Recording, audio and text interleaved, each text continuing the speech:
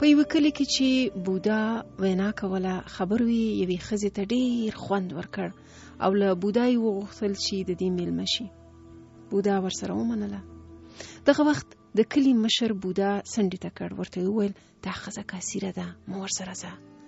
بودا ورته وویل د یو لاس دې راکه. د کلی مشر لاس ورمخکې کړ.